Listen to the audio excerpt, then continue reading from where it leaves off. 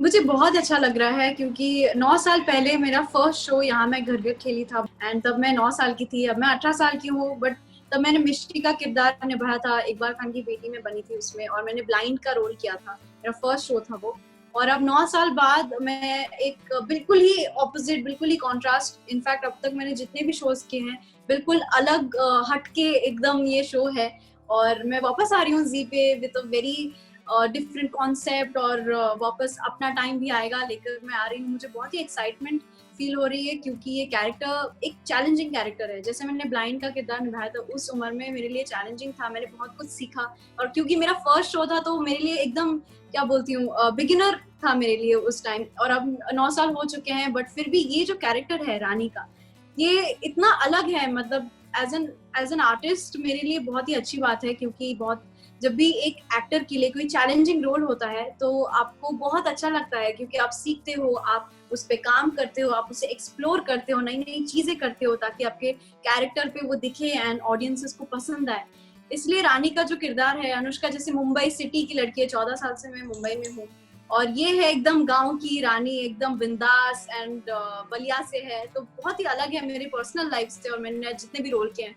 तो जी टीवी में वापस आके मुझे बहुत अच्छा लग रहा है। I am very happy that ये मुझे अपॉर्चुनिटी मिली है and I just hope that everybody likes our new show. जी बिल्कुल, जो रानी का कैरेक्टर है बहुत ही, जैसे मैंने कहा कि अलग है, बट हमारा जो शो है अपना टाइम भी आएगा, वो क्लास डिफरेंस जो हमारी सोसाइटी में है उसके ऊपर है। और रानी जो एक इतनी, मतलब गांव में रहने के बावजूद उसकी जो थिंकिंग है पूरे गांव से बहुत ही अलग है, बहुत ही आगे है, प्रोग्रेसिव। एंड उसकी जो फादर है, फादर के साथ उसका रिलेशन आप प्रोमो में भी देख सकते हैं कि वो ऐसा नहीं है कि रानी सपने देखती है और उसके जो पापा है वो उसे सपने देखने नहीं देते। बिल्कुल, इनफैक्ट वो मोटिवेट करते हैं रानी को कि नहीं तुम, इनफैक्ट उसका जो पूरा बचपन है उसे बिल्कुल रानी नाम ही नहीं रखा है, रानी की तरह उसे पाला पोसा भी गया है।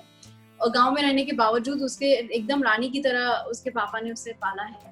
तो जो उसके बाबूजी हैं और उसका रिलेशन है बहुत ही अलग है। और जो ये शो है, जैसे आपने कहा कि लोगों को बहुत इंस्पायर करेगा, कि उसे उसे वो क्लास डिफरेंस नहीं समझ में आता, अमीरी गरीबी वो एकदम इक्वल मानती है सबको। शी इज लाइक कि human beings are all equal, और वो मुझे बहुत इंस्पायर करता है क्योंकि मुझे लगता है ये इतना अच्छा कॉज है फर्स्टली, एंड सेकेंडली ये हमारे सोसाइटी को पता होना चाहिए। फॉर्चुनेटली वी आर इन 2020 और अभी देश आगे बढ़ रहा है, उनकी थिंकिंग बदल रही है, पर जितने लोग हैं जो शायद उनकी अभी भी थिंकिंग है कि सिर्फ अमीर लोग या जिनके पास अपॉर्चुनिटीज हैं, जिनके पास राइट्स हैं, ऐसा समहाउ वो सोचते हैं कि just because they are rich उनके पास ही राइट्स है सपने पूरे करने के या सपने देखने की।